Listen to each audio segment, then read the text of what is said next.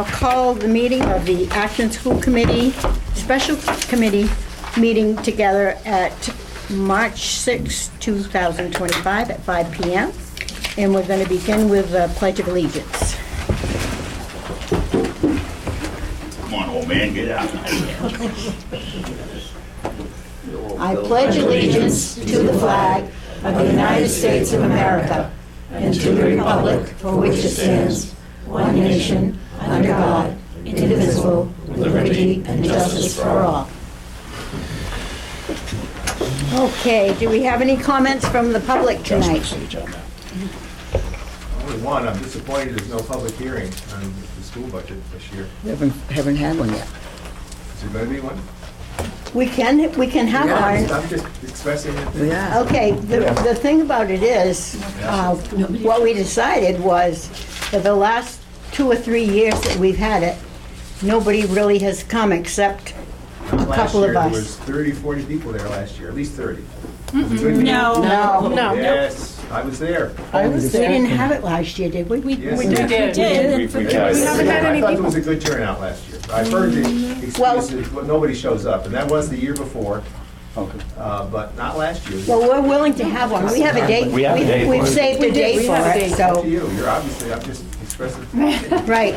And the other thing is that we have our, No, last year? No. Right here, we have one. yeah, we have a We have a date. date. We have a date of March 27th, is it? Yep. At 5:30, it is on our calendar, yeah. No, I'll listen tonight, so I don't. It's up to these, yeah, I hear You you. guys. Right here. My questions, I'll keep going on this. My questions were, if we lose the federal money, how much does that amount to? I see online, you've got about 75,000. Is that all we get from the state? I No, don't mean state. federal pass-through money is what you're talking about. I can say this, which I said in the last meeting. I called the state going into the last meeting because it was new news that, about federal funding. Yeah. And I was assured that for this budget, rest assured we should be fine. I said, how about beyond that? Because my time's expiring here. And they said, basically no comment. They're not going there. Yeah, thank you, Richard. Yeah, I think you're probably right. Yeah, that was the answer. I shared that with them. That was the best answer they'd give me. And you usually do a booklet, right? We do. Coming out. Right. We will after tonight, Does that yeah. deal with the NEET test, the NA, where the national assessment? Maine had really bad record this year as far as the national tests. Mhm. I went online, I tried to find Atkins results, and Well, the state what- education department is a disaster. What you should do is you should go online and look at our February school committee meeting, Okay, because Brandon, our principal, gave a complete report on how Acton is doing. yeah, and on the Grade state by test or grade. the national test? I don't know. Maine is quick to report on the state test. What about the national test? We haven't had that on our list. Nationally. Yeah, I wasn't here last year. Did we take the NAEP last year? We do. That's We're every- randomly chosen every year. Randomly chosen every year, imagine that. So I would have to look into the national testing because we haven't done that yet this year, and so I don't know what last year's numbers looked like. Terry wasn't. The report I gave in February was our own district-wide assessments that we use. I was suspicious of the Yeah. state's results. I was more people. interested in the national results, which Got it. got really bad results. I just wondered how we did in that. Yeah. I can put that on my document things, since we're looking at potential You bet. progress monitoring reports for April and May. I can start looking into the NAEP. Thank you. Sorry, Judy. That's okay. These are questions you might have asked at a public I forum. would have been. I'll be practicing when I see you at the public forum. I Thank was you. trying to let you know. Yeah, you usually give me a leader. I do appreciate it. I will say that the tests that we're using, that Brandon gave the report on, show really where each child needs to be and where they are. So and we were very pleased with the growth that we've had just since the beginning of school until just this past, what was the date? In February. In February. Second week in It was, January. it was pretty impressive, yeah. Any other public comments? All right, then, we will go on to our Acton School budget with the Warrant and Finance Committee. Did you need to do any adjustments to the agenda? You skipped over that one. Oh, I thought he said he didn't have any. Or is it No, I good? don't. We Okay. didn't address it, but there are no adjustments, Okay. but thank you. All right. You want to give that to me then? Yep, I'm going to turn that over to you now. All righty, thank you. This should be our final meeting on the budget with warrant and finance. Going to give you an overview and then we'll get going. We owe you some information that you asked for at the last meeting, Paula. We'll give that to you when we get going. I will present you with an overall expenditure and revenue breakdown in where we started and where we're going to end. How's that sound? And any specific reorganizations that we may have in our school plan to make this budget work. I guess I should say it that way. But, as we always do, we need to introduce ourselves to each other. There might be somebody new. We have our friend Lee back with us, which is awesome, who's been away for a bit. And, I don't know, I'll try to be random. Who have I picked on before? Joyce, we'll start with you and head towards Joe. And the question is, who are you and what was your favorite TV show or movie as a kid? Well, who I am is Joyce Bakshi, a woman of a certain age who's been married for 150 years and has wonderful children. And when you ask that question, and I have no idea why, what popped in my head was The Lone Ranger. Nice. TV show. I thought you were going to say Lawrence Welk. No, I heard my grandmother too many times say, this lovely Catholic woman who was married, actually not quite as long as I've been married, but over 50 years, to her very nice husband, say, if there was ever a man who could put his slippers under my bed, it would be Lawrence Welk. Okay. Very nice man. Thank you, Joyce. Great start. And Dennis is next, so I have no idea where we're going. Should this be censored? I don't know. We'll see where it goes. Dennis? What kind of a group am I in? Well, believe it or not, probably my favorite show as a kid was Dennis the Menace. Of course. I love watching that show. Was it modeled after you guys? I had that cowlick when I was a kid too, so. Did you model your life after that one? Dennis, thank you. Joe? Joe Ruma, probably Gunsmoke. Nice. Yeah, I got some westerns going. One of my favorite. Lee? Lee Robbins or Rin Tin Tin. Yeah.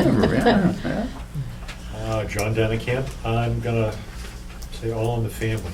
Yeah. That was a classic. We're a different generation. What a Yeah. generation you must be. 1970s. That was good. My husband still watches that. Brandon Ward, and I was a big Scooby-Doo fan. There you go. Ooh. Paula Lanting, Bewitched. Oh, yeah, that Bewitched. was good, yeah. Terry Minahan School Committee, Brady Bunch. Oh, yeah. Oh, yeah. There are a lot. CJ Gardner, school committee. When I was homesick from school, I used to love watching the reruns of Gilligan's Island. Yeah. I was gonna say the same thing, not homesick, but But- Amanda Cobb, school committee. So let's swap that up to watching the Price is Right when you're homesick. Yeah. I did love Gilligan's Island. That was a lot of fun to watch. Jeanette Burr School Committee, and I didn't have a television until maybe I was 11 years old, and the only thing I remember coming on was Howdy Doody. Howdy doody time. Yeah, that's all I remember. We didn't have those things. Hey, Jen. I had a couple of shows that I liked to watch when I was a kid. One of them was the Jackie Gleason show, Yeah. and the other one was I Love Lucy. Oh, yeah. Those are my favorites. That was the first one for you younger people, right? John Ross, my favorite as a kid was the original Star Trek. James T. Kirk. Leslie Berlin. I loved the Godfather movies. No, movies. As a kid? As a kid? What? As a kid, yeah. I have seen them more times than you could shake a stick at. Really? Oh, wow. What did you say? Maybe looking over my shoulder. You mind if I move? The godmother over here. Steve Bike, and my favorite was the Green Hornet. I remember the Green Hornet. Come on. Yeah. Laurie Woods, Lassie. There you That go. was a almost great said one. Lassie, that's Yeah, right. Thanks, I Lori. said that too. Okay, I think we got everybody, so welcome. That's a fun way to open our meeting to get to remember who we all are. 6 strive statements, we always start With how we'll be together, we will strive to work together as a community that values the education our children receive at AES. We'll strive to be fully present at the meetings by becoming familiar with the materials and being attentive. We'll strive to invite and welcome the contribution of every member and listen to each other. We'll strive to be involved to our individual level of comfort. Each of us is responsible for airing disagreements during the meeting rather than carrying those disagreements outside the meeting. We will strive to operate in a collegial and friendly atmosphere, and we'll strive to be responsible for examining all points of view.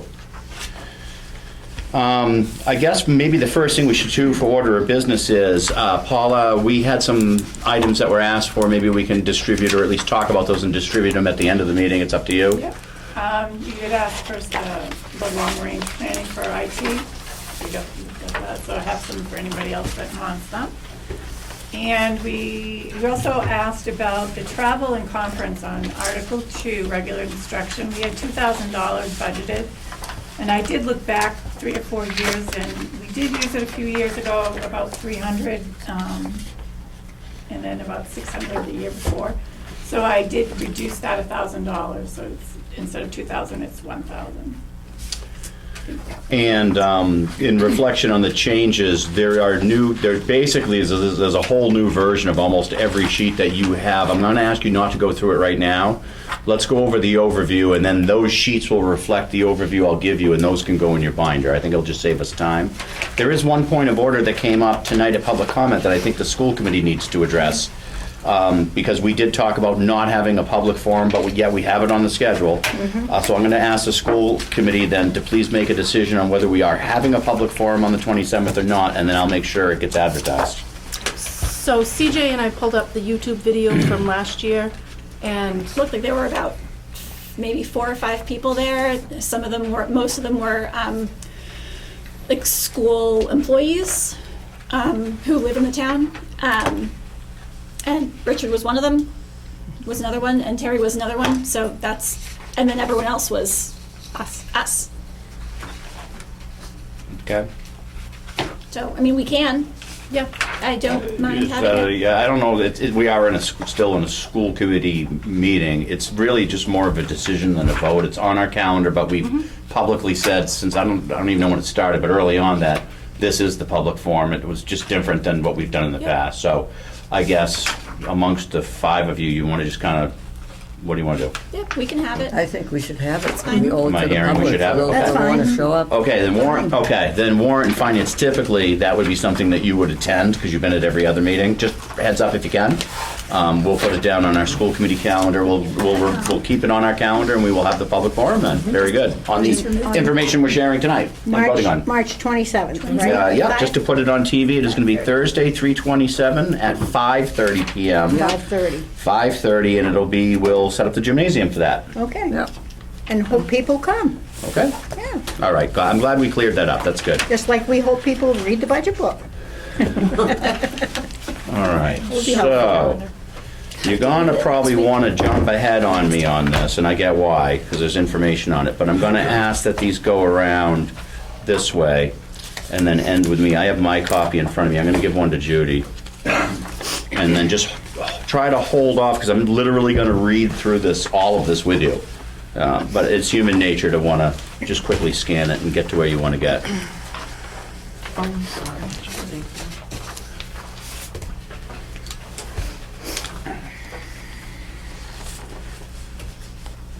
As those are going around, because the camera's running, let me explain that this was a very tough budget year. Some decisions needed to be made, and the reasons why it's a tough budget year are in this document, and I'll go over it with you.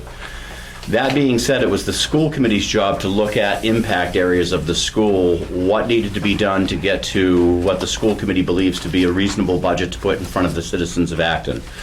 With that, as I said to the staff in a meeting 2 weeks ago yesterday, nothing was immune. Everything was pretty much out there for grabs at different levels, probably except special ed, because we have some big increases. So special ed might be the only place that had immunity from anything that might be a reduction in the operating expenses of the Acton School Department. But really, everything was there, and decisions needed to be made, and decisions have been made. And they've been made over the last few school committee meetings in executive session. And why are those in executive session? Because it has to do with personnel. Unfortunately, when you make reductions, sometimes it does affect people because education is a public business and it is a people business. So the school committee took their job very seriously and I think did a wonderful job. When I get done with this, certainly Q&A is between the warrant finance and school committee. School committee's very familiar with this information. First time warrant and finance has seen this, so I suspect the warrant and finance will have some questions. That being said, I do ask that I'm able to go through the whole thing. And if you have a question, mark it on this is your copy, and then we'll go back and we'll take Q&A for as long as it takes to kind of get to where we need to be tonight. But it looks a little different. It says the overall revenue is down and the overall expenses are up. Well, how can this be? I wanted to make this very user-friendly. 1 through 4 are actually cut directly off an email that I sent to the staff to prepare the staff, for the staff to come to us and offer their ideas on how we might be able to get to an operating budget that's credible and reasonable and still meets students' needs. So this is the same information I shared as of a couple of weeks ago. That's as new as it is. The Acton property valuation went up. 2, the pre-K student population has dropped approximately 1 class, 15 to 17 students on any given day that you check enrollment pre-K through 8. 262 students when school opened, 245 in January, 246 in last time I checked was 211.25. When your student population goes down, so does your EPS formula. For state funding. We have more staff than the state is willing to contribute to because our student-teacher ratios are lower than the EPS formula allows. We acquired additional special education costs for the remainder of this school year, and I believe that we're going to have to look at our special ed reserve funds to take care of those bills where that's being taken care of. So I think we're going to be fine for this year. But for next year, we had to incorporate those new special ed costs into this operating budget. So the expense side of the FY 26 budget, as you were with us, if you did the math, it was up 16.2%. That's where we landed when we tallied up, and that was after Paula and I had provided the school committee with the best budget we could. A couple of things have happened since then. The following has taken place to provide the best possible budget without directly impacting students' needs. Reducing some special ed costs, even though Acton is assuming a large increase in direct IEP services to students. I give that credit to Sharon Prey, who went back after her meeting with us and sharpened her pencil and got us a little lower just on her own by making some changes that really that work, but it doesn't impact direct services to students, which was great because our direct services to students have increased exponentially in the special ed world. The other thing is that we made a decision, and everybody's informed that this impacts, is capping the pre-K program at 16 students. One of the current teachers will move into a K-3 classroom. We can talk about that at length if you want. I have the policy with me when the time's right. We can discuss what we can and what we should do with pre-K. A lot of thought went into that, a lot of thinking, and everybody, as I said, in the pre-K program that works with us, I've talked with. C, renegotiating the transportation contract for next year. So we have one this year, and then our budget this year's that we're building is based on next year's transportation cost. I met with the Southern Maine Administrative Collaborative Executive Director, and we were able to get $50,000 knocked off that for next year for various reasons. That helped a little bit. That was helpful. We reduced IT expansion and security updates from what was originally provided to you. I did mention to you early on in Article 6 that IT had a big piece of this budget, and that it was part of our long-range planning committee, and that if that overwhelmingly impacts the budget, we'll move it out. It's moved out. It'll be its own separate article outside of the operating budget. But we're still looking at, supporting IT, but through another means. Creating a non-administration position to assist the principal. It's called a student support and behavior interventionist. This was posted internally, and we have teachers who are candidates, thus moving a teacher out of the classroom and into another value-added position. The classroom position won't be filled. So a teacher moves to an independent position under a teacher contract. It's a teacher position, works with Mr. Ward. That particular classroom position will not be filled. I had totally forgot this. The school committee asked me to put this on. Reducing the superintendent to part-time. Well, that decision was made last January, so it was long enough ago I didn't even think to put it on there, but that is a reduction in this year's budget. There's a reduction of 2 classroom teachers. One was a resignation. One of the teachers resigned for her own reasons, and that was helpful that we didn't have to sit down with somebody and talk to them about if this was going to be any kind of a reduction. And then the other one was not a resignation. It is a reduction in the position.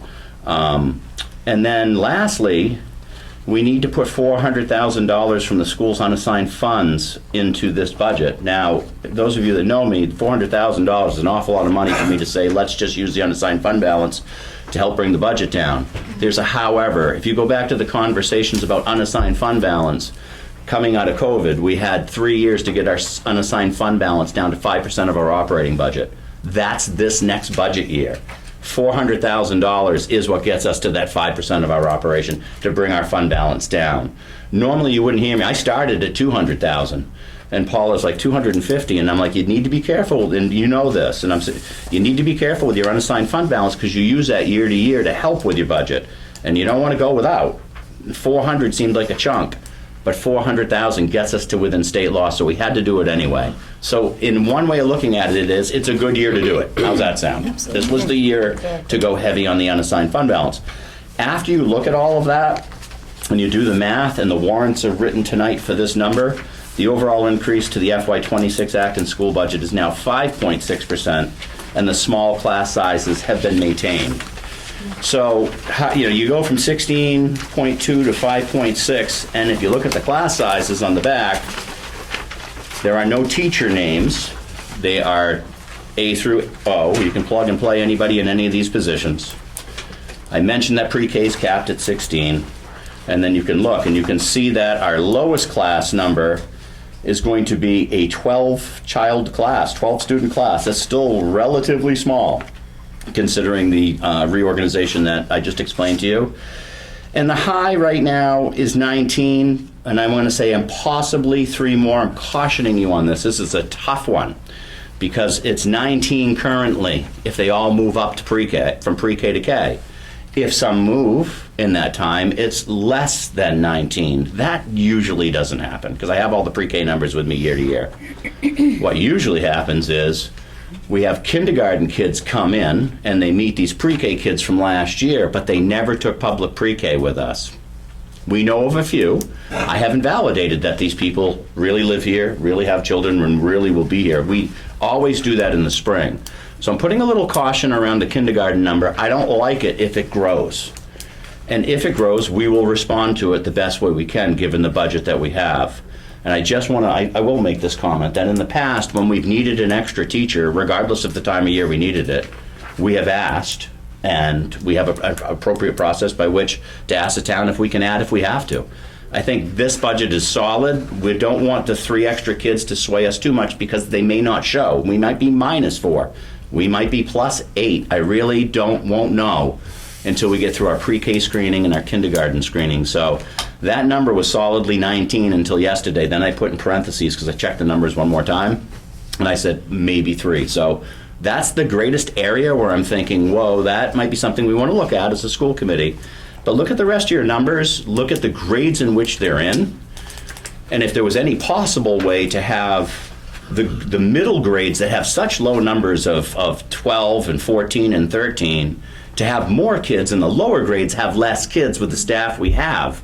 Wouldn't that be terrific? But I can't change the ages of students. I can move teachers, but then I have to do it within their certification area. It's tricky. And the last thing I'll say about the number of students per class is who teaches what and where in the building is going to be a discussion Mr. Ward is going to have after the budget is passed. Number one thing is we need to pass a budget. Once we have a budget, we know we have the money. If we know we have the money, that would be, the Monday would be April 14th. We vote on April 12th. Mr. Ward and I can talk about where do you want to put people. This is our roster. Where do you want to plug in, according to certifications, the teachers we have on the roster that's been approved to the classes in which they can teach through their certification. So there is no, you used to do this, you've always done this. I can't say that's going to be the future at Acton. That's something that Mr. Ward, as our new future leader, is going to have to grapple with. He's not only going to be putting teachers where they need to be, and that's a discussion, I'm sure, between the teachers and Mr. Ward. But he also has to build the schedule this year, because last summer we had a meeting in the summer talking about schedules, and it was determined that the principal of the building should be creating the schedule, not some other entity. So Mr. Ward's going to have full access to the schedule and where people are teaching and how. I'm mostly involved at this point, as I'm moving towards just your part-time superintendent next year, really on the finances. Do we have enough people in place to serve the students of Acton in a reasonable manner that we can expect growth? And if the answer is yes, I'm done. How it happens, really, this year will be a conversation between Mr. Ward and I. But in the future, that's really the role of the principal. But this year I'm with him, I'm going to give him a hand, and we'll have those discussions because I have the experience with everybody that's on staff. Really, my least experience is the new teachers this year because you hired them, and I wasn't even in on the interviews, but of course I know who they are because they work here. So that was a lot of information that I just gave you. I hope that the sticker price of everything here didn't shock you to start with, but I do hope that a 5.6% increase overall doesn't seem large when we started with 16. I'll just kind of preface it that way, and you're going to hear that, and the citizens will hear that from me too. 5.6 is definitely north of 0, but it's nowhere close to 16.2%. I'll turn it over to whoever has questions. Is, on B, is that the new state mandated program for? No, good question, Joe, because I've talked about that, so thank you. No, this has nothing to do with 3-year-olds and CDS having those 3-year-olds come to public school. The state law has not changed. It's still 8 children, pre-K 4-year-olds, to 1 staff member. So the state law hasn't changed. All we did is we've had the capacity, Joe, over the last 10 years to serve up to 24 children, because we have 2 teachers and 1 ed tech, and that's been static. The only time that didn't happen is during COVID when we went half days, and when we had a pre-K class that was so small it didn't warrant a second teacher. That second teacher moved to another classroom. Now we're capping it at 16, and we've talked to the teacher, and she'll be moving to the regular K through 3 area because that's her certification, without getting any closer to who it is from there. That discussion's already happened. What will have to happen with the school committee is, okay, now that we've capped it for the first time, what if we have 17, 18, 19, 20 kids? What are we going to do with those extras? The answer is the pre-K program, and we can dig into this, is super fluid and flexible. Through the policy committee, thank you Jeanette and CJ, we reviewed the pre-K policy and it's completely written to be evaluated year to year based on your budget and your number of kids. It was really well written, and it didn't tie the hands of the school committee in any way to change the pre-K, how we designed to do it. It could be, if we had 23 kids, the school committee could decide to do 2 half-day programs and figure out the transportation. Or if we had 22 kids, the school committee could decide to do a wait list, and then we'll figure out what we do with that wait list. What the process will be, or what the policy will be on a wait list or more children than the capacity of the school to handle, we'll look at surrounding communities at what they do, see what's relevant, see what's real, and address it that way. I have the data. We've only had 1 year where we've had below 16, but we had a year where we had 18. We roughly have about 20 kids each year in pre-K, roughly, but not always. Sometimes it's more, and as I said, it's been 15 before. So what you're saying is that the 3-year-olds are not in pre-K? No. The 3-year-olds haven't arrived yet, and they won't next year. When they're going to arrive? The year after next. Doesn't the state mandate? We have a 4-year plan. Year 2 for the state is this year. Year 3 is next year. We'll study it next year. We're going to be last to raise our hands, especially in a world where questions about federal funding are being asked. The best thing you can do when there's new ideas is get in the back of the line, as far as I'm concerned. Just my own, that's my professional opinion. But at some point, that will be it should. in motion. Currently, yes. We will absorb IEP 3-year-olds who live in the town of Acton if nothing changes in the world ahead of us, but it seems like things in the world change quickly. So I'll just say right now the plan is 2 years from now, Acton would be looking at a 3-year-old program. And if it's just a couple of kids in town that might need speech services or OT or something like that, we might be able just to farm those out, and those students can get those needs somewhere else and don't even need to come to our school.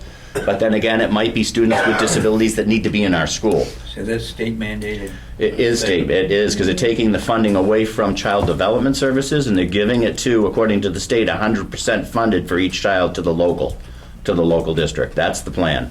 Part of Mr. Ward's internship next year with me will be to figure out some of that because it's big, depending on the number of kids. It's 100% funded mandate? It's 100% funded CDS transition for 3-year-olds to go to public schools, meaning they got to take the money they gave CDS, and that money will follow the child depending on where they live. Right now, that's the plan. But it's Yeah, not all well, we know what three-year-olds, the right? Just so, yeah. budget situation is in Augusta. And it's only It's only three-year-olds with an IEP. IEP, right? Yeah, It's right not- now. It's not all three-year-olds. Joe. They have to have special needs. They have to have an IEP in order to qualify for that. So it won't be all the three-year-olds in the town.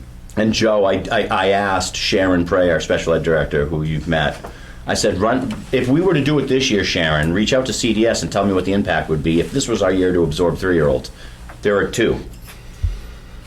So if we did it this year, we'd have 2 children in the town of Acton that go to CDS that we'd be responsible for. So as a quick dipstick, that's not a lot of kids. I didn't ask what their needs were. It could be multiple handicapping conditions, or it could be something like speech, which Do is... you bus them? Again, depends. If they're going to a local daycare and we're passing the money through us to them, that wouldn't be on us. So it's a little bit more complicated. It's very complicated, and it's the state's done the best they can with how to get to where you need to be. It's questionable, I think, in current times as to whether that 2 years from now will still even be in existence, the way things are moving. Again, I'm not saying that as a fact, I'm saying that as my professional opinion from somebody who sat in the seat for a while. It's a nice idea. It's fine. They'll Educate kids earlier and find out. I listen to my wife go on about this. The day they're born, she's got a reading book, and about how important it is to get the kids starting the education process as early as possible. Local public schools are the best place for the kids that we're talking about. Yeah. That's why the big shift happened. Okay, there must be other questions. John? On point number 3, what is the state requirement for classroom sizes? For second, I'll have to get back to you exactly on what that is. It's different for secondary than it is elementary, the recommended. It's funny that you asked about teachers, because I know, like for ed techs, it's at the elementary level, it's 1 ed tech per every 114 students. So depending on the grade of the student, the teacher ratio under the EPS formula will vary, but it's only going to vary between K and 8 will be one group, which is elementary, and then 9 through 12 is secondary. That'll be a different number. Either, any way you look at that though, take EPS with a grain of salt as well, because when we do our budget articles, we always come in with that EPS question to vote because we're over. EPS doesn't even cover buses, doesn't cover transportation costs, and who runs a school without transportation in their budget?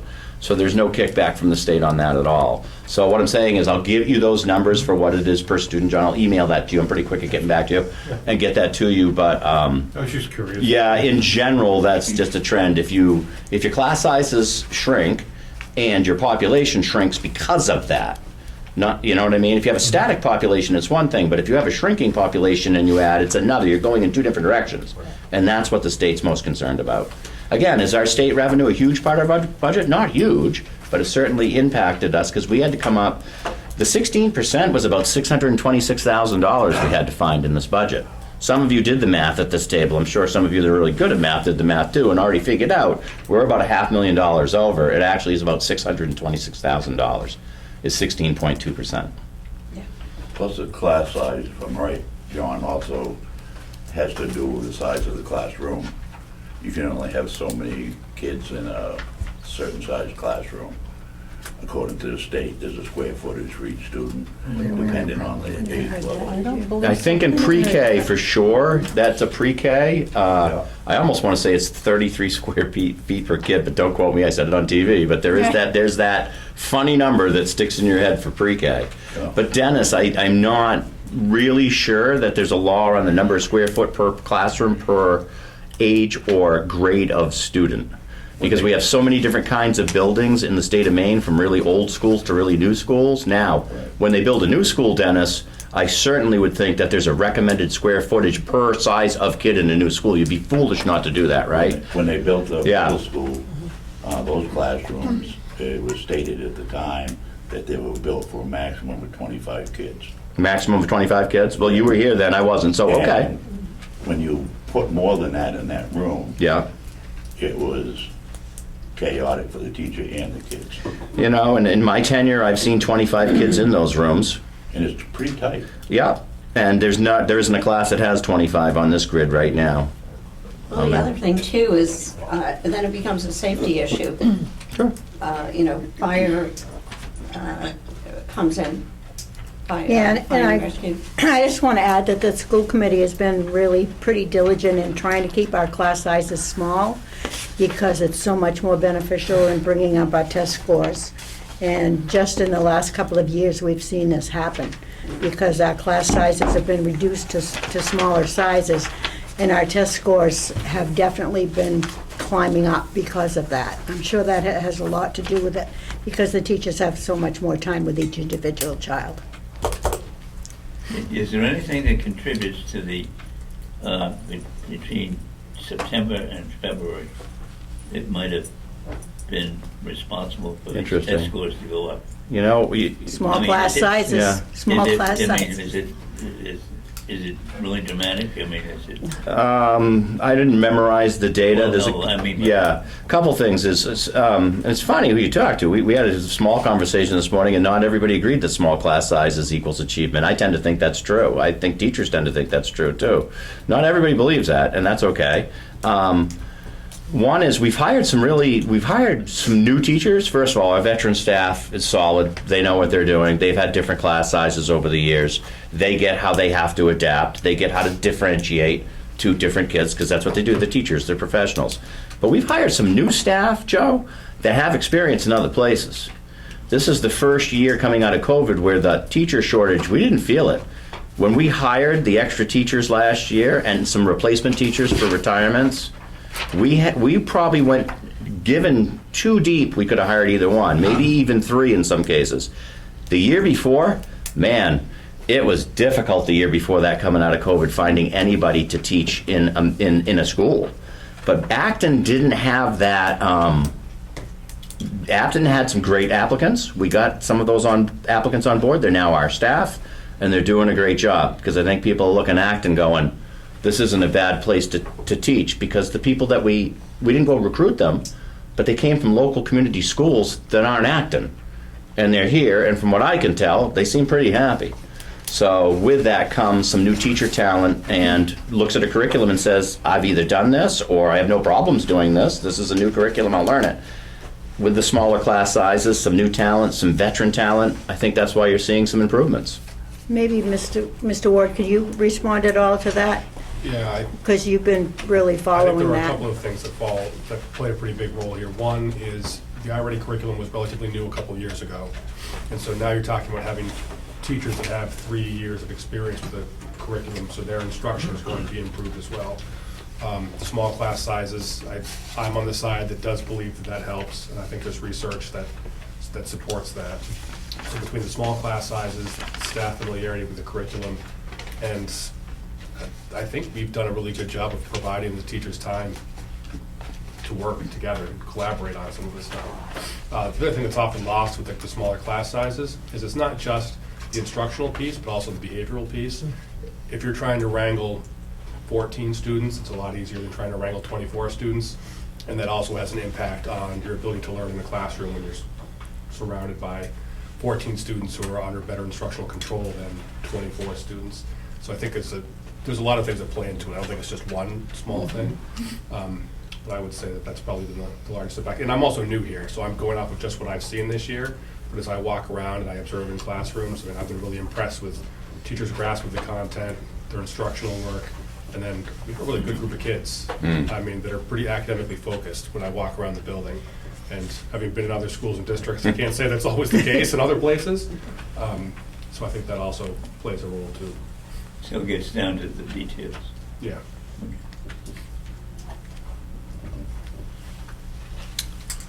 Another thing when it comes to the class sizes, I think is very important, how the school committee and administration comes up with the numbers. It's also something that the citizens of the town have promoted for probably 30 years. And so you're really getting, by doing this, you're really taking into consideration, as far as I'm concerned, the will of the people of the town of Acton that want these smaller class sizes because they feel that the kids do achieve at a better rate. You guys have any particular questions about any items on any of the information I've given you? Because what has to happen, because we are in a school committee, is, and between Paula and you, I think we know how you're going to do those articles. The school committee needs to vote on a budget tonight, which then we will end our meeting after the vote, and we'll turn it over to Warrant and Finance for your recommendations on the same articles that they vote on tonight. That's what we do. And then the process after that would be, it's under my understanding that the signatures go off to the selectmen for like Tuesday of next week. Wednesday of next week, they have a Wednesday meeting. And then there we are, and then we move on to looks like we're going to have our forum on the 27th, and then we'll have the vote on the 12th of April. John, is this 5.6%, is that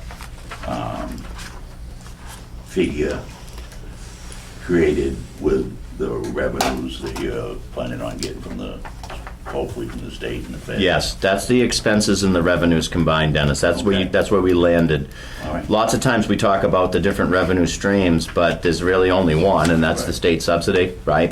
Because we don't tuition kids in. Because that went down a bit and cost went up a bit, that's where we landed.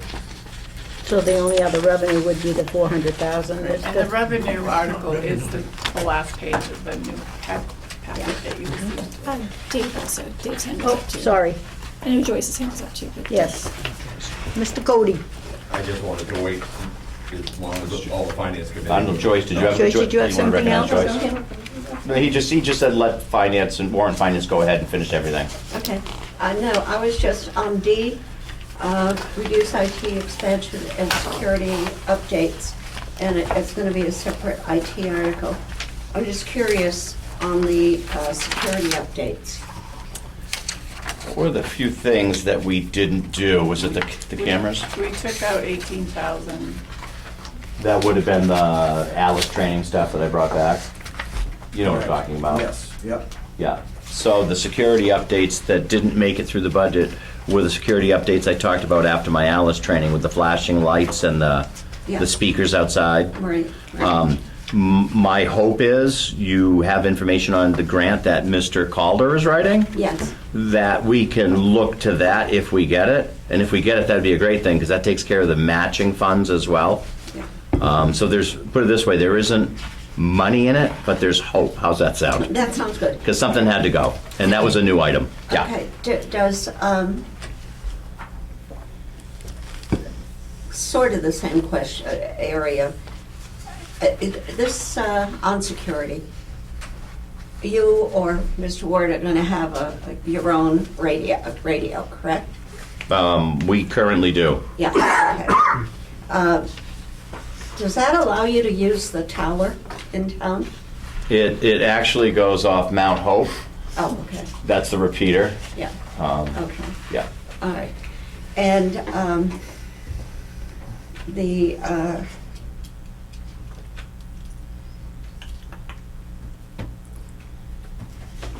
well, Having a hard time making eye contact. I'm going to move back, Joyce, so I can actually see you. Go ahead. Yeah. yeah, and if I have my readers on, I can't see you either. Just stick them on your nose low. Oh, okay. So you can go both ways. Oh, I should have, yeah, on E, creating a non-administration position to assist the principal, student support and behavioral intervention. I think maybe that's what I called in a Catholic school, a guidance counselor. They sort of, you know. Yeah, I think it. I don't know. But Okay. what happens, the teacher internally, you have candidates for. But you're not going to add another teacher, so Right. what happens to those children? It's who- it's absorbed in that in the grid that I showed you. Yes, Those are your numbers if we move a teacher into that position. By moving a teacher into that position, it technically like saves us from reducing another teacher. Right. They play a different role as a teacher to help Mr. Ward. And I did ask Mr. Ward to be here tonight specifically because I knew this would come up. Because it's really helping him, so I think he'd be the best one to explain kind of what this might look like. So it's a new administrative FTE? It's not And see, that's exactly what we were trying to avoid. So the answer is no, it's not a new administrative FTE. Now I'll turn it over to you, because that's why it's presented the way it's presented. I just want to say something too. For the past 11 years at least, we have had someone in a position to assist the principal in different ways. One, they were maybe called an instructional coach, or maybe they were called something else. They were not assistant principals. But they had responsibilities. They helped with the ERDs, they helped with the response to intervention, they helped with a lot of other things that, they helped with discipline in the lower grades to give the principal more time to take care of the discipline in the upper grades. They had a lot of different, and the job description for this does give them a lot of other responsibilities. To be assisting, and they would be available if Mr. Ward was out of the building and Mr. Ross was out of the building. If they would be responsible, they would have the responsibility of being in charge of the building for that day. So it's basically an assistant. It's assistant to him, and it's also an assistant to the staff. Yeah, and I would say that it's mostly to the staff. I know I spoke to this group, feels maybe a month ago when I came, and we talked about the administrative structure. And I also shared this with the staff at a staff meeting where we talked about the budget. And to put it in the most simplistic terms, currently, John and I are kind of sharing key roles. There's the person who's doing what Patty had done in the past, which was a combination of curriculum, student discipline, and that I've been doing that. John and I are kind of sharing the principal role, and then he's got the superintendent role. Next year, while John moves part-time, effectively what we're doing then is I'm taking on Patty's old role, we'll call it the assistant principal, I'm the full-time principal, and then I'm learning the superintendent role, and when John is only here part-time, I'm essentially then covering him for the days that he's out. So I would be then trying to fill 2.5 jobs. So the idea of having somebody who would not be an administrator, but could support staff as behaviors arise, would be their main goal. So they would be focusing on supporting students in the classroom, dealing with behavior, working on positive behavior interventions and support plans, assisting with RTI, which focuses on behavior, attendance, as well as some students that are struggling academically. And that would kind of be their main focus. And then, as Judy said, on days that perhaps John is out and then I'm out dealing with something, that they could then be the person, in charge of the building at that point in time. Lee, were you here when Brandon presented the position as an assistant principal? I don't think so. Okay, so that would have been the time to ask that question. Is this a full-time FTE in administration? The answer then, when we looked at it as an AP, would have been yes, with the same explanation. The answer now is no, for a couple reasons.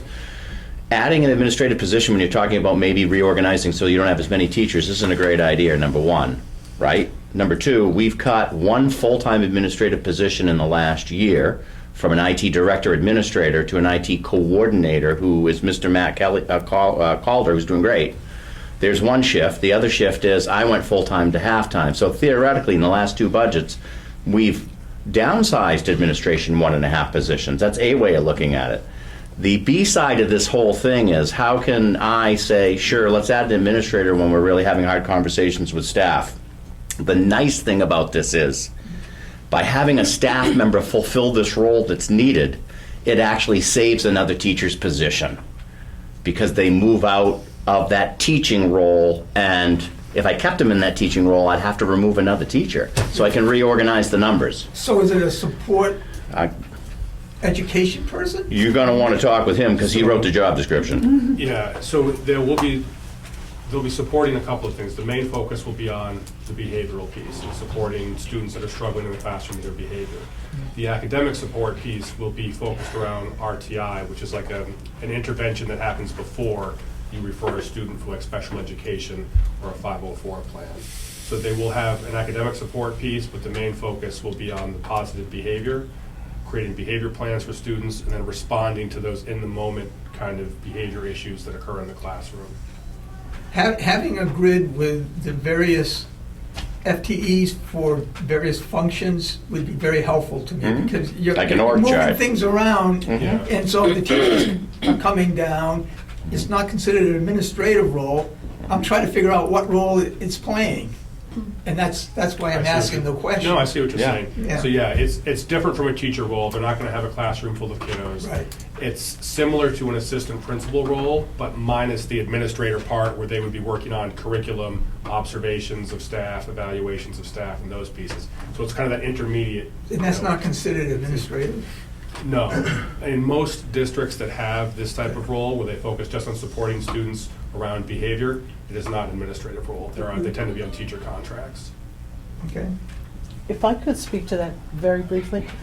When I worked here 100 years ago, I was an ed tech, but I was a special ed tech, and I was sent for behavioral training and all of that. So I was the person, Dave can probably remember this, because we would make jokes about we should all wear special shirts, because we would be the ones who would, if the teacher had difficulty in the classroom, rather than ask their ed tech to take that child and leave, then you lose an educator in the classroom. And so I would be that person to go get that child, calm them down, talk about what the behavior was, bring them to the principal, and then I would bring them back. I was that extra person. There's no need for it to be administrative. It's keeping the child safe, healthy, learning, happy, all of that, and being able to get them back in the classroom. Did I Yeah. I think cover that okay? Yeah. Yeah. And by having this kind of position, it also has no budgetary impact, because it's a teacher salary. They're on the same Just salary. moving from one slot to another slot. Right. On the same salary scale. Same salary. So it wouldn't be moving up to like an assistant principal, which would be in a different Right. salary Right. bucket. This is the same, they get their normal increase as a The teacher. point I'm trying to make is you talk about two teacher slots being reduced, one from resignation and the other one moving this person out. But this person is not replacing another person, it's an addition somewhere. There's two that have nothing to do with moving. One resigned, one was let go. That happened.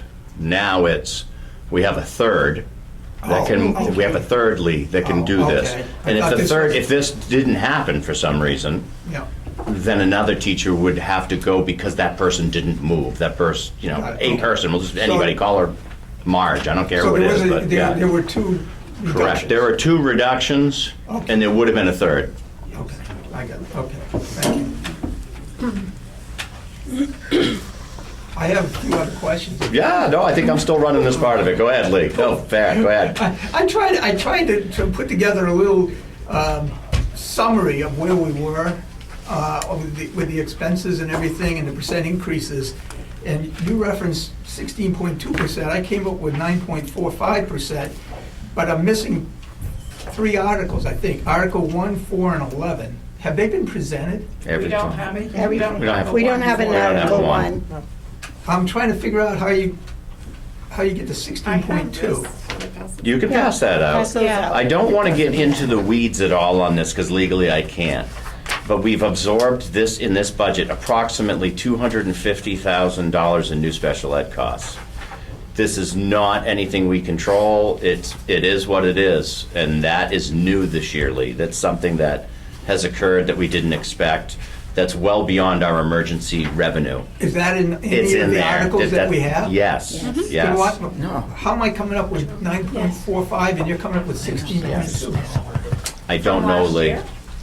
I took the can't help you. spreadsheets that you gave us, and The I new just, ones? The new I made them ones? into columns, and I just added them up. And I came up with a total of 9.45, not 16.2. What do you show for a total? I mean, this is before the last, Why don't you just follow, you can walk them through this. We did have a couple that were corrected. Yeah. And then Right. you did miss a couple meetings, but I think, Yeah, but I think people I got thought I papers received for you. them all from Yeah, Joyce had them, yeah, she got it there. I'm sure you have the We also don't info. have an Article 4, so you're not missing that. Yeah, they don't Well, go we didn't go over sequential. revenues, which went down. I don't Yeah. think we have a 4, do we? No. So that might be it. That's true. true, we don't have an 11, so you're not missing any. Amanda said we didn't go over revenues, which went down, so Yeah. Right. I mean, we You talked have about to, it. you but- have to include revenues with that. that's the part if that, it was a 9-something increase in expenses, yeah. revenues also came down, so that boosts the overall, because we're not getting as much. See, to me, when you start doing that, we get, it's good to get to the bottom line. I'm not suggesting you don't, but when you start mixing revenue sources You with have to. expenses, You have to. well, you get there, but Perhaps if you look at Yeah, what look we at just that. handed out, it might be different than the sheets that you originally had when they got corrected. I'm just telling you, using the $400,000 from reserves. Yeah. And then calling it a cost reduction, to me, Yeah. it doesn't make any sense. So a couple things, it's not a cost reduction, it's Right. less of an increase. I never said it was a reduction. It's different, it's less of an increase than when we started. So the core expenses for the school are there. So theoretically, if you didn't have the reserves to draw down on. Correct. The core expenses Sure. of the Sure, no, I school know what you're is saying. $400,000 higher than the net cost for the year. And that's been true in every budget I've passed. We've used everywhere from a low of 125,000 to a high of 400,000 of unassigned fund balance to what Judy calls tax relief. some- And I'm very concerned about using $400,000 Right. in one You're budget, very- right? you're very clear about I that. don't like that, but the law says we have to, so it's a happy coincidence it happens to be this tough budget, but And it's that happened doesn't. prior to you also. Okay, there you go. I can only speak on the last 9 budgets. Yeah, there you go. Thank you. Yeah. But this, I mean, I'm concerned about the base cost I get of it. education I get it, yeah. continue to rise at a high level. And short term, you can pull down on reserves. Right. And in the past, you have managed your expenses very well, and you've had, excess that you were able to give back that helped create Yes. the reserves. That's happened in the God past, bless too. you and thank you for that. I'm just expressing concern. Yeah, I get where you're coming from too, because you and I have talked before. We have. Right, and I completely understand where you're coming from. And yeah, I guess the best way to say this is, I think it's important for people to recognize the good work the school committee has done, considering where they started. And 5.6 might not be everybody's cup of tea. I get it. I But understand. to me, it's not 5.6. That's- And any budget we ever Net- worked on, it was never exactly that number because of the unassigned fund balance. Exactly. And that's the way Yeah. the budgets have been built here, at least for 9 years, and I've heard years before I showed up. So in general, I look at inflation rates, Yeah. okay? So in 2024, the average inflation rate was 2.9%. And January, it was at 3%. The Fed is trying to get the inflation rate down to 2%, all right? And the Fed has made some progress on it, getting it down from 9-something, 9.5, I think was the high this go-around. It has been coming down. I'm concerned that if the budget for the school doesn't get down somewhere near the target rates of inflation, Sure. over time, you're going to have a disconnect, Right. especially with taxpayers and the elderly people that are on fixed income are not Oh. getting 6-7% increases in their social security and their retirement funds. And so the average cost per student here is 25% higher than the state average, and we understand that we have a standalone supervisory union that adds cost to it.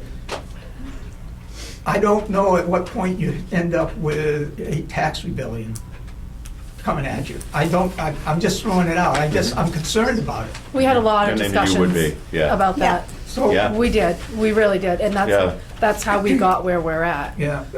So, and I know that we're not supposed to be part of the negotiations with this teachers' unions, and you've come up with a contract for 3 years that did. have accelerated inflationary increases. And That contract was settled before, and it was helpful that it was settled before this budget too, because it gave us Right. real numbers to work with. One of the contracts, the other contract, and I said this before, the Association for the Support Staff has not been settled. We have a placeholder there and we'll move forward, but we won't know how that washes out until it's settled. and I know we're not part of the negotiations. I know. don't know what your goals are going in. But when I look at where you came out, I have to ask the question, how does that relate back to where inflation is and the commitments to the town for the next 3 years on Sure. these raising well above targeted inflation rates? Our negotiation team is here, and they publicly stated that one of their goals they met with the insurance. Do you want to mention that? That Yeah. you finally got to where the school committee's been working with the Right. teachers union to get to where you wanted to be. I mean, for years, it's been try to get the insurance down to the 80%. Dave's been in negotiations before, and you've heard that from us, right? So, I mean, we do, when we're in negotiations, all of the things that you said have come out of our mouth. The cost of living, I said that this year. I said, the day that I Googled it, it was 2.5%. And I said that to the teachers. Huh?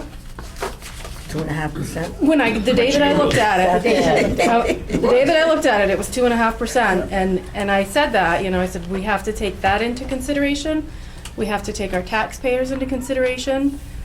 Yes, we have high-value properties on the lakefronts, That but those should aren't, not those aren't. be the but- driving force, which is No, another thing I was but going to that's mention. it, that's it. She's not That's done. an Not argument the point. that we hear is, From we whom? have a lot, well, it affects what we get for funding from the state. Absolutely. But we know that those Big people time. aren't always the people that are voting either.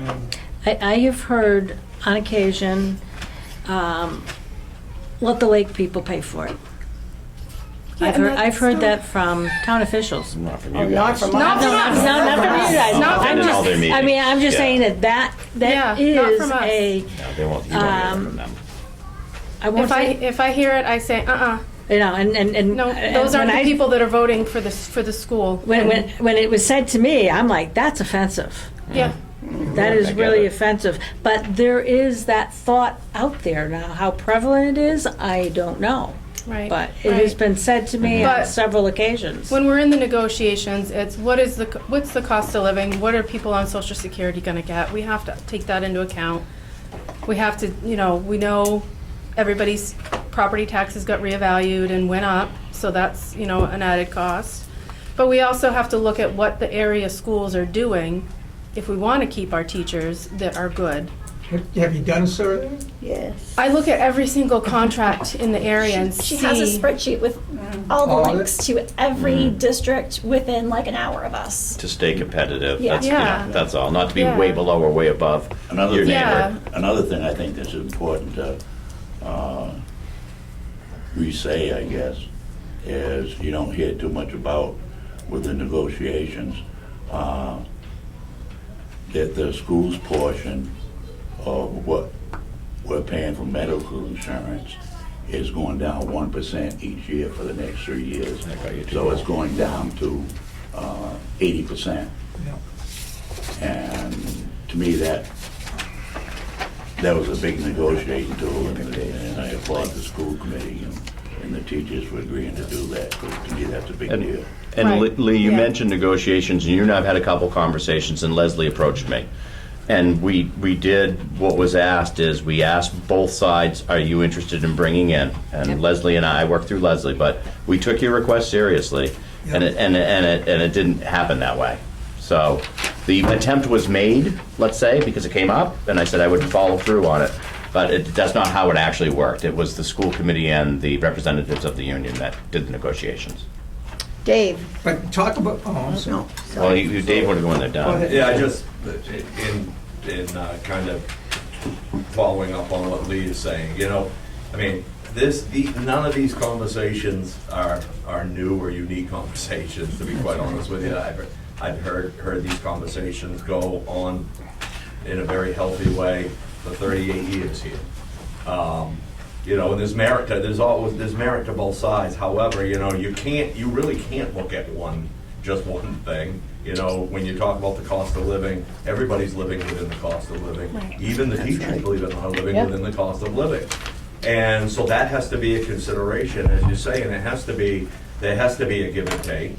And I feel that the school committee has worked with the teachers on that as well as, and I think Dennis just said it, yeah, there were pay increases, but there were also concessions that were made on health insurance, which is one of the most important, important things. And I don't want that to, I want to restate that because I think it's kind of, it's unfair to talk about tax revolt when, we're not really looking at anything. We're all just trying to manage it, and there's many ways to try to manage the money, and there's many things we can look back on as some of the ups and downs of how this has gone.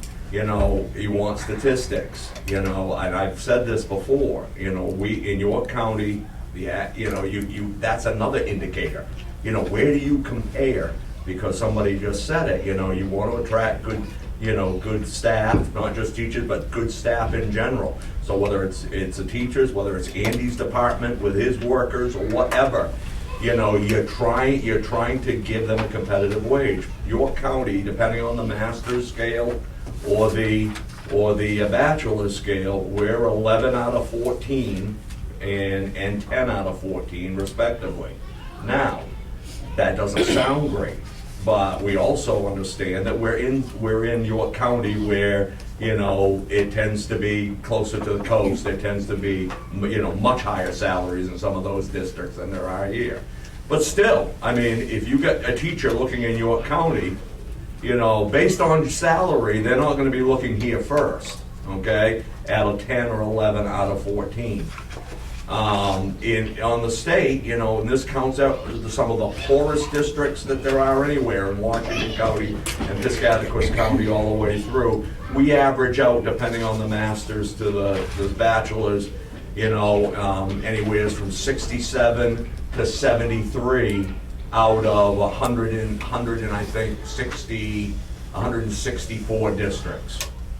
So honestly, I think that's when you're looking at all the, you got some of the few rich districts, and it's the few rich districts in Maine, a lot of the poor districts and all that. Yeah, we're a little better than midway on that. I don't think that is ridiculous and warranting any sort of a, tax revolt in terms of things like that. So and like I said, I mean, I look at Mr. Nass here. I mean, he and I many times, when it comes to education, aren't always on the same side of these things. But we've all seen it. Dennis has seen it. Everybody's seen it. You realize that in a small school like this, the swings happen way more frequently than you think. And we have had to rely for decades on our undesignated fund balance, and it has really been it has to be a big part of our plan, because in this little pre-K-8 system, it's a little more volatile. A $250,000 special education hit that nobody expected can be absorbed far easier in one of the largest districts next door at Sanford, than it can be here. Okay, so you have a swing like that, then that swing disappears. We lose a little bit of state funding. Well, it's a little bit, wouldn't amount to anything in Sanford. To us, losing that amount, to us, it makes a big difference. I was looking at some of the data and talking with the school committee, and I won't go into the long version as I did with the school committee, but, like 2002, for instance, we went to town meeting with a 19% increase because of some of that volatility. And I could go on, and some years we went down 5% because all of a sudden we got more of the funding formula. And then another year we were up 2%. The very next year we went up 15%. 2008 we lost $530-some thousand in state funding that year. I don't remember all the details, but we lost that amount of funding. Boom, there it was, volatile, and then boom, it was down for 3 or 4 years, and our budget went down, or it was 2%. It is the nature of doing business. And I sent, you weren't here, but when you look at the overall picture, I passed out something real simple. I saw that. You did see it. I mean, when you look at the whole scheme of things, in our surrounding towns of similar demographic, these towns, part of RSUs, I don't look at that and say, wow, the school is way out of whack with, compared to what you pay out of your tax bill to support schools compared to other towns around. And, I don't know what more to say, and I think I think your factors are very valid. You gotta look at inflation, you gotta look at this, but I think it is a lot of these factors that all come into it. I wasn't really gonna speak on this tonight, I had some other stuff The only I other really thing I would was like gonna to say, say. unless the data from the Department of Maine is wrong, it says the cost per student for benefits is $8,000, and the state average is $4,300. What cost? The cost coming from the schools? The Acton school benefits per student. Do you have a list of all the schools on there? It's a database, it's huge. Yeah, but do you have other schools on there? Is Wells on there? It's a database. It's Wells on Yeah, there. but you can't look at those It's Wells things. on there. It's- All I did is took a print of the one on Acton. Okay, because you On figure stuff they, like that with insurance, sticking to your county average, your county is, shrinking it is more, if you have a county thing, I think that's more. well, they're looking at our property values, I'm sure. And, Yeah, yeah, to see. That's on a reimbursement basis. I'm talking about the cost per the benefit but- package per student. Yeah, what are you gonna do with a kid for $4,000? The Department of Education in Maine. So you're saying that the Department of Education has taken the contracts of all the collective bargaining contracts in the state of Maine and basically have parceled out what those contracts mean per student? I don't think it's the contracts, I think Well, it's the just. contract is benefits, that's the only reason I mentioned that. I think This he's. is the way it was Okay. on the report. Okay. And it goes back and it has the cost statewide. They have the district, which you're Yeah. a sole unit in the district, so that Correct. you can't compare that to the Right. same numbers. Right.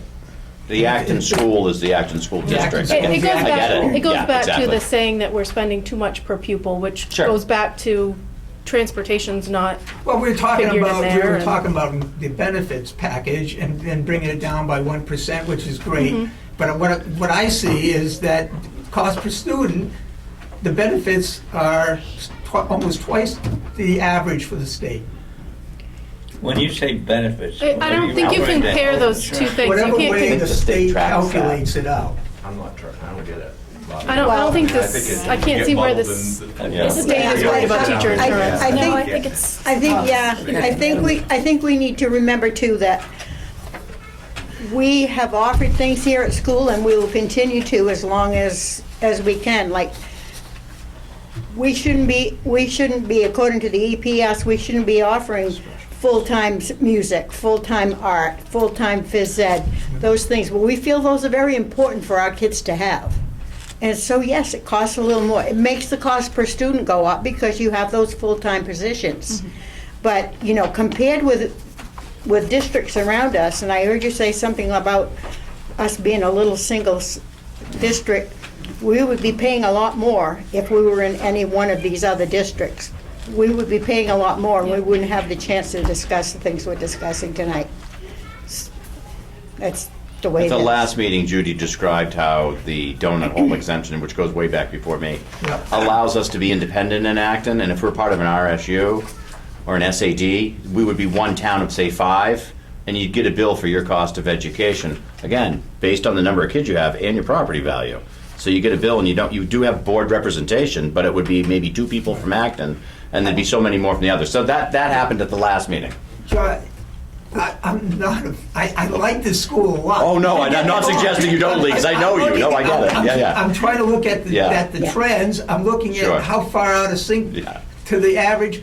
There's an explanation for it, and I'm trying to reconcile all that and understand how it's going to be played out in front of the taxpayers You mean like at the town meeting? at a town meeting Yeah. or whatever. At some Right, point it in will. time, Yeah, it will. Well, it will. I don't want to see it get to the point where some towns have put tax caps in, 3.5%, that's it. You figure out how you want to spend it, but we're not going to go up more than 3.5%. Yeah.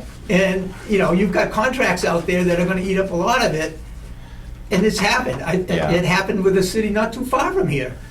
And then there's other ways that people could put the kibosh on things, and I don't want to see that happen here. I'd rather avoid it.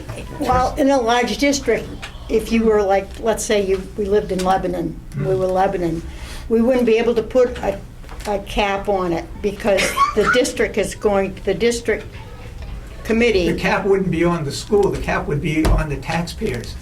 We'd put a cap for the town's total budget, period.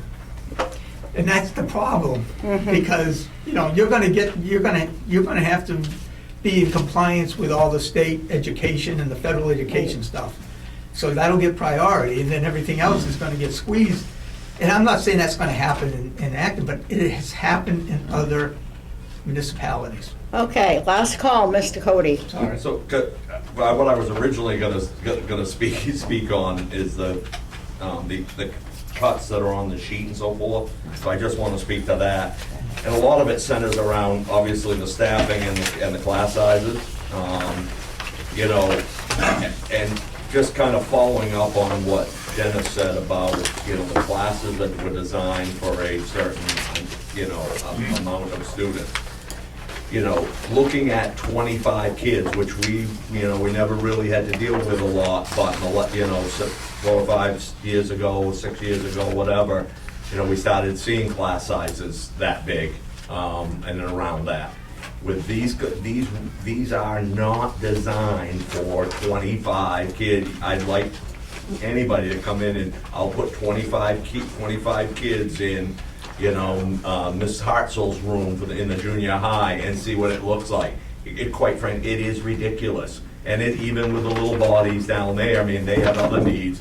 You know, that is way too many. And when I realize this stuff is difficult. I've never been a school board member for obvious reasons, but I've sat on the finance committee. I've lived here forever. You know, I look at this, and we've worked so hard to keep class sizes down in the last, you know, couple of years, and it really, these cuts really seem to defeat a lot of that goal. How so? And I want it to, you know, be clear that we have 18. We've got 15 kids less, kind of scattered, that we're looking at. We have 18 teachers this year. We're looking to have 15 next year. Okay, no matter how you slice it, you're going from 18 kids, you're going from 18 teachers to 15 teachers. And one of the things that sticks out to me is, like, let's use kindergarten for an example, okay? That sticks out because, you know, the little ones in kindergarten, you know, I've talked today that, again, we're talking for 22. It looks likely right now we're already perhaps 23. And that one seems to go up, you know, quite a bit. You know, there's going to be straggling kindergartners come in. And it always sounds good. Later on later on we can add another teacher if we want. More times than not, you just try to make do, and maybe you get an extra ed tech in there or whatever, and you muscle through it. You know, like that one really strikes me, and it's combining some other classes that we had to separated, at least one other class that we had separated. You know, point is, we're going from 18 teachers to 15 teachers. But look at the class size, Dave. I guess I could ask the question, Dave. Well, were you here when I commented on kindergarten? Because you're bringing it up again, but what did I say earlier in kindergarten? Were you in the room? Yeah. When I said I had concerns? I haven't moved. Okay, but so you were, is the answer yes, you were here? I'm looking this way, I don't know if you're in the room or not. Do you remember what I said about kindergarten? That we would, if what I just said, correct? Right, but what were we planning on doing if those numbers were to grow in fact? Not theoretically, but if they actually do. Do you remember the answer? To get to go for another teacher. If we needed to, If we correct? needed to, If but we needed we- to, as I wanted to remind you that that was said. Right, well, that's what I'm saying, that we say that a lot, but we, most times in the, when we get into it a year, during the school year, it's looking like it's gonna go that way, you tend to go more towards looking at ed techs versus another teacher. I'm not saying you, I just think in general, if that's what we'll do. So I question whether we would do that or not, and it's nothing again, I just think that's the natural thing to look at. Well, instead of getting another teacher, let's see if we can get it. We had a really big discussion about that. We've already, 23, let's just look at, even if we didn't get another, my point, I don't want to muddle in that, the point is, 23 students, that's a big kindergarten class, right now, that should be split. I need to point out a few things. This isn't a public debate, but I need to make sure everybody's, resoundingly clear on something. You're focusing on kindergarten, we've addressed that, that is a true fact. But Dave, look at your numbers. How much larger are those class sizes than we are currently living in? Our current situation, -3 teachers, we're doing great with those class sizes on that sheet. And that's why I'm not talking about the other, I agree with you. Thank you. I agree with you. And it's- That's just why I'm want- focusing on the kindergarten. The Which we- kindergarten is 23, it's too big. I just want- believe that teacher should be. Okay. I just back. want to add that the school committee has already had this discussion about kindergarten, and we've already talked about even not waiting until next year when school starts, but we've already talked about watching those numbers and seeing if we need to get a new teacher, if we need to go back to the town for another teacher for that grade. We've gone over that. That particular class. The screening is 1 month from the second budget vote. I don't know, the selectmen have something set up that there's a June vote on something. I don't know the details, I'm not a selectman. Our pre-K screening and enrollment and all that business is 1 month before that June event. We'll have the data, that's what I'm saying. So we're looking at hope, but hope isn't a budget. Yeah. But there's a mechanism there to allow for it if the data suggests we need to. Right. This budget, we're using the data we have. Right. Does that help? And no, I don't need help. My Help. I don't know, Dave. I set myself up on that. Sorry. I like that. Let me rephrase that. I am just saying that right now, as of tonight, okay, I look at 23 as already, that should be split. Never mind what happens. We don't know that those We don't know we don't know that those I put other it in three are even parentheses there. as I got the information yesterday. So, and then just to wrap up on my points, and I'm just trying to get my points across, that's all. Okay? Yes, go. Jeanette, cut it out, you're not gonna give me the hook. So, and another thing that I always worry about is this whole, this, as we run into these ups and downs, that I tried to just, when addressing Lee's concerns, which are valid, obviously, the kind of the ups and downs, it's tough, because you can get into a yo-yo effect, where in a small school like this, where it does backfire on you as far as getting good at people, because news travels fast, and it's like, I've heard it before, I've seen it before, where there's some great, what I thought great teachers thinking of coming to Acton, and it's like, oh, it's a great place, but with that small school and this and that, you might only have a job for a year or so because of the potential volatility of, you got a lot like this. You're 18 one year, you're 15 teachers the next year. And I think we have to be very, very careful of that, because I agree with John that I think since COVID, the number of applicants has gone up some, but it is a far cry from the days of having 20 applicants to sort through, are probably gone for the foreseeable future. But It's a once we tenuous get thing. them, they stay, because we have a great little school. But if people think, I'm just saying that we want to be diligent about it and careful about it, because I think news travels with that as far as that goes. Judy, So, Yes. and I think in the end, you let the people decide. Can you hold it for a minute? I think we have a very, very great system here. In Sanford, they don't get to debate and have this stuff over at all.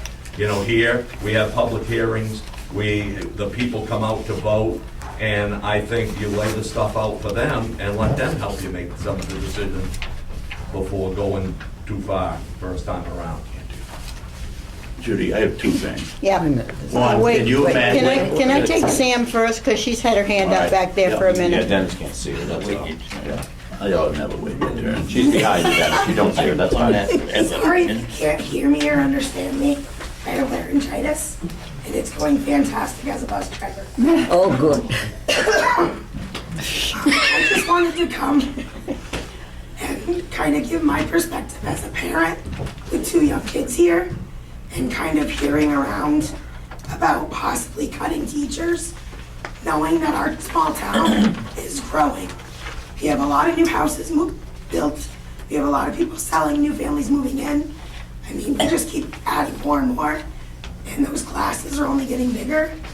The smaller the classes, the better our kids will flourish. When they're larger, you have a harder time being able to do your one-on-one. Not to mention, you're also going to get burnout from some of the teachers because they're going to be constant. I don't think you got one of these, Sam, these are the projected class numbers, I think kindergarten was the one we really hashed over.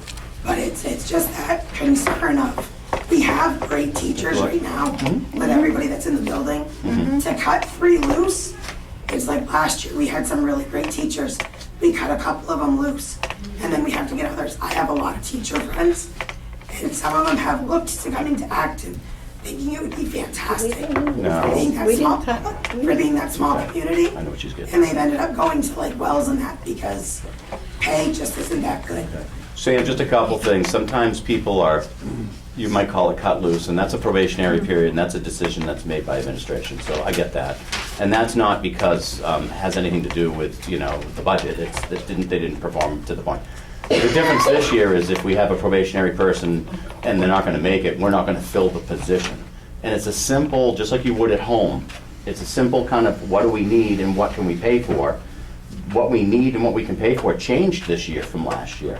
And I do think those class sizes, you were speaking about class sizes, please look at them and let me know if you feel any of those class sizes, maybe other than kindergarten that we talked about, seems unreasonable. And then also ask that question about the surrounding towns and what class sizes look like. That's all I'm at, just a reasonable request. So I just look at what we have here. Yeah. And after subbing in certain classes. Yeah, sure. Having my kids, Yeah. and, I've got 2nd and 3rd grade. And Yeah. seeing 3rd grade is perfect right Yeah. now with the class sizes. Yeah. But those class sizes, we're not having 16, 17 kids in those classes. Well, sure, what's third and fourth next year? Yeah, they're not changing. Take a look. 4th is. Yeah, see what I mean? Yeah, so it's really important to look at the data. Because I get it when you said you've heard, and we gotta be really careful about what we hear, because people say things that aren't based on data. But even That's okay. thinking of 1st grade, when you have their little mind. Sure. And they take more attention. Yep. We should have way more. And, we don't It's a pick, concern. I get it, we don't pick the age of the kids and what size that class will be, but by education, it should be reversed. We should have really small class sizes at the lower ends and much larger class sizes at the higher end, because they're way more independent.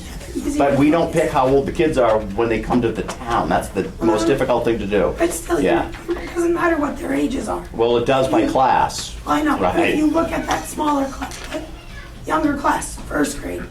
1st grade, it looks like we have 17 as of right now. That's if we have no transfers over the summer. That's still a pretty decent sized class. Okay, if you think 17, you.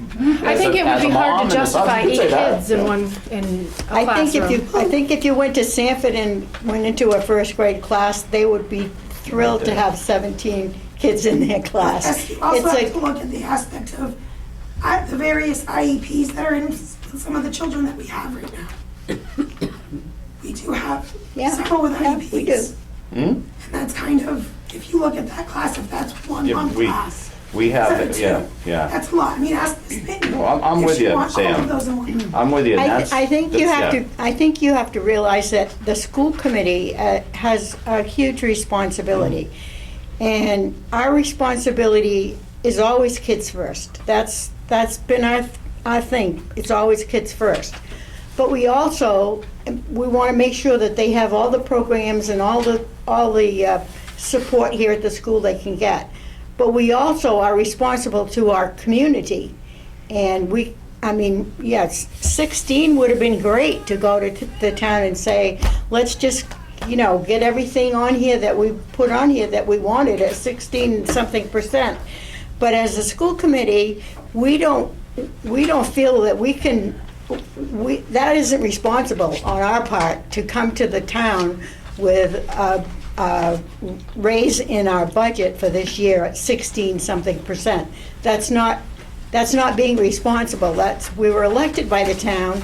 We need to take care of the town, but we also, first and foremost, take care of our children. And I think all you have to do is look at our test scores, and all you have to do is walk around the school, and you'll find out that we're doing very well by our kids in this school.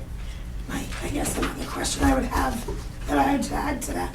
I didn't get to hear the entire part of how much we were using from that extra fund to offset for this The year. unassigned fund balance, it's on the front of that sheet too. It's 400,000. The answer is 400,000. Okay. Yeah. Okay, Dennis, you got one last shot here before we get on to that. I got two short things. How short? Okay. We listened to Dave Cody talk. And the only one that can probably talk as long as he can is probably me. So can you imagine if the people who put us on the same committee, we're gonna get done till midnight? Well, I'm beginning to wonder tonight. The other thing is, every time those cookies went around the table, they flew by me, and I never got a Somebody sweetened down the sauce. Me not having a cookie from CJ is very depressing. You can have the rest. You'll feel better. Thank you. Okay, so. And don't talk with your mouth full, Dennis. No talking with your mouth full. You're gonna eat now. So the bottom line is now, the school committee has a budget that we want to present to the town, and we've gone over all our information. The Warrant and Finance Committee has been great about being present at all of our meetings and asking questions. Does the Warrant and Finance Committee have any other questions before we move on to voting on our budget? New question. I'm gonna say, no, they don't. Good boy.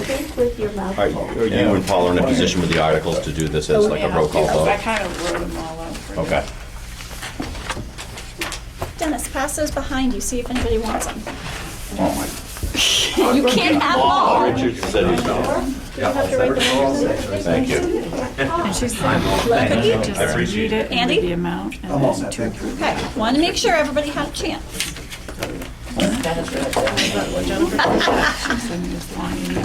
Who's gonna read it? I'll do them because I know what we're doing here. It's different from what Jennifer Let me get out of the way. has. Paul, you can So- sit. oh, yeah, Actually, that way I you can- sit right next door. Yeah, you've got this piece, not me. Wrote the amounts and I'll verify it. Well, I had, So you just. are they different from this one that you gave me? She said she was saying this. I've already eaten two. No, because Jennifer said the page numbers are. Okay. She sent me this one. My husband made the kids brownies, so they're good. Oh, yeah, okay.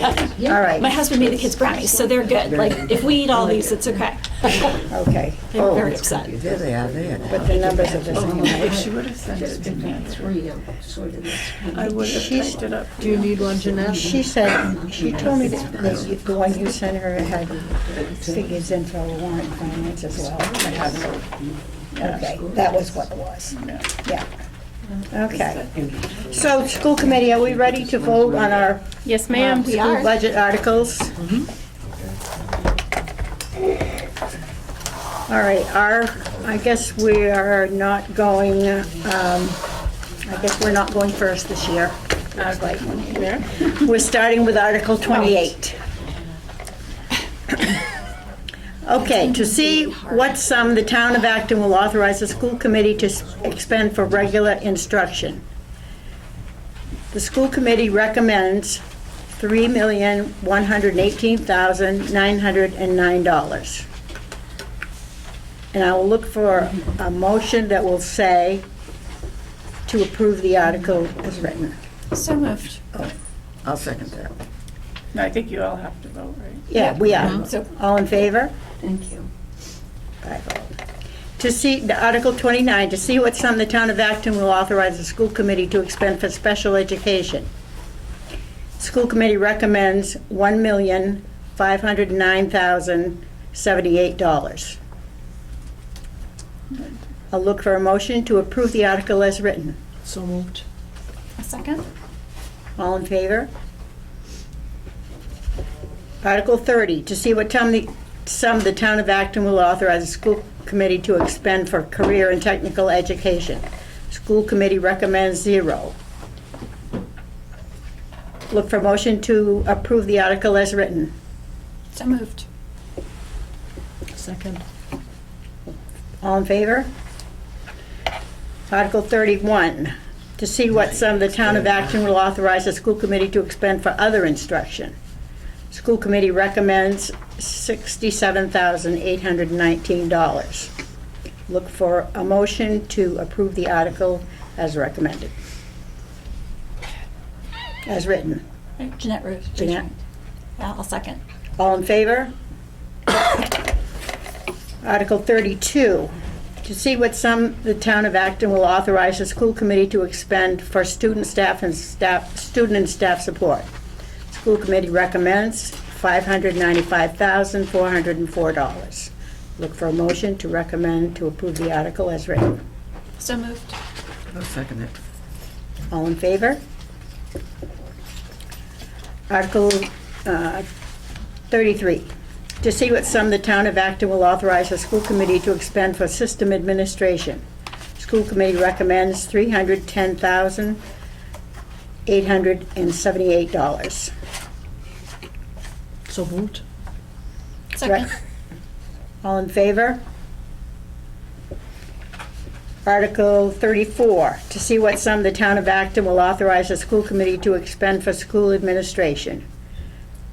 Oh, I did that one, didn't I? No. No, that's school, okay. System Yeah. administration. School committee recommends $328,392. We'll look for a motion to approve the article as written.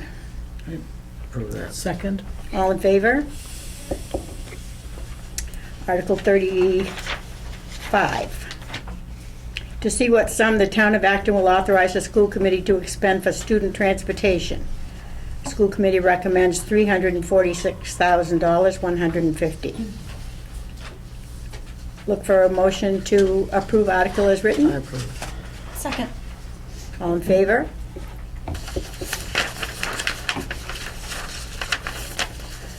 Article 36, to see what sum the town of Acton will authorize the school committee to expend for facilities maintenance.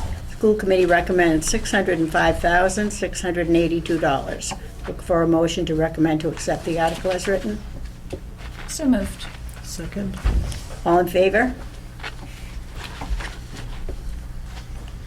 Article 37, to see what sum the town of Acton will authorize the school committee to expend for debt service and other commitments. School committee recommends 0. Look for a motion to approve the article as written. Approve that as written. Okay. I'll second. All in favor? Article 38, to see what sum the town of Acton will authorize the school committee to spend for all other expenses, including nutrition. School committee recommends $4,000. Look for a recommendation to accept the article as written. I'll accept the article as written. Approve as written. Second. All in favor? Article 39, to see what sum the municipality will appropriate for the total cost of funding public education from pre-kindergarten to grade 12 as described in the Essential Programs and Service Funding Act. Recommend $4,669,620. And to see what sum the municipality will raise as a municipality's contribution to the total cost of funding public education from pre-kindergarten to grade 12, as described in the Essential Programs and Services Funding Act. Recommend $4,099,591 in accordance with the Maine Revised Statutes, Title 20A, Section 15688. The explanation for this is that the school department's contribution to the total cost of funding public education from pre-kindergarten to grade 12, as described in the Essential Programs and Services Funding Act, is the amount of money determined by state law to be the minimum amount that a municipality must raise to receive the full amount of state dollars. I'll look for a motion to approve this article as written. So moved. This article, by the way, is a boilerplate article that the state puts out for us. We have to follow the wording in this particular article. Jeanette, is there a second? Yes. Oh, all in favor? Article 40. This article requires a written ballot. To see what sum the municipality will raise and appropriate in additional local funds, recommend $1,816,691 that exceeds the state's essential programs and services allocation model by recommended $1,816,691 as required to fund the budget recommended by the school committee. Look for a motion to approve that article as written. So moved. I'll second. All in favor?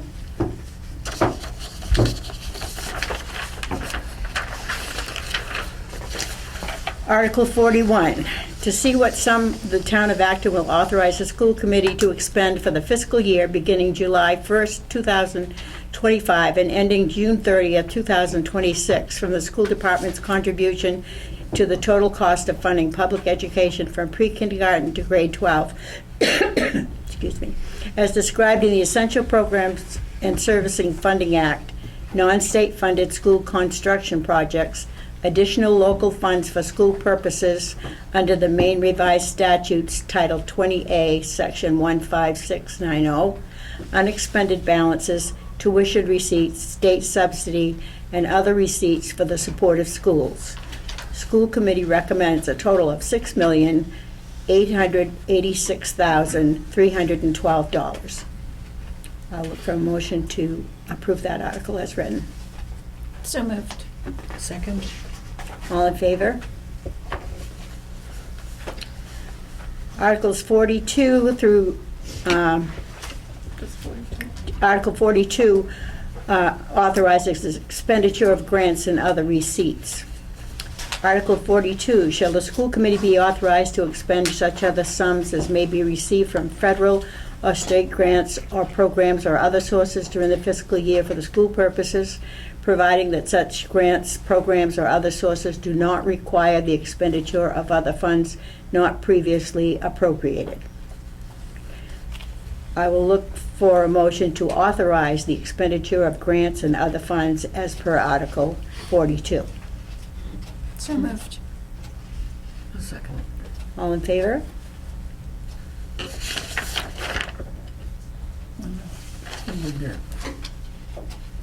To see if the town will vote to raise and appropriate $50,000 for technology improvements to include servers, firewall, server room reconfiguration, and consulting costs. School committee recommends $50,000 to approve the article. Look for a motion to approve the article as written. So moved. Second. And this will be a separate article on our school warrant. Does it have a number? 43. Yeah. You want to vote? You got to vote. All in favor? Keep me on track. Keep me on track. Okay, so that is, so we have approved our school budget for the next school year after a lot of sweat and tears and whatever. Do we know if there's a reason why we are the end half? Do we know? I Keep just people got around? these like at 4:05, so I have no idea. Because last year, the town was very good at letting us go first, so that, or almost first, so that parents with young kids could come and vote for the school budget. That's why we're last. Yeah. Maybe we're taking turns. Although, yeah, maybe That's my alternating. understanding probably is the- that each, gonna- every other year you'll be first. Probably gonna- So- I feel like I remember hearing that, alternating. Okay, I hadn't heard that. But this is 9 o'clock in the morning, too. Yeah. Okay, do we have anything else for our school committee meeting? No, you can adjourn, and the minutes, so everybody knows, the minutes for the meeting, not the vote minutes, Paula got those. The minutes for the meeting, Jennifer will take care of. Due to her post-surgery, she's not here tonight. Oh, yeah. She'll at the meeting, she'll Right. take them off the camera. Yeah? So if you adjourn, she'll get that information on how you adjourn, and then you will turn it over to the warrant and finance to have their meeting. Okay. I'm- All right, then, I will look for a motion for this meeting, the Acton School Committee meeting to adjourn at this time at 7:45. 6:45. 6:45. I move that we adjourn at Seemed like 6. seven. 6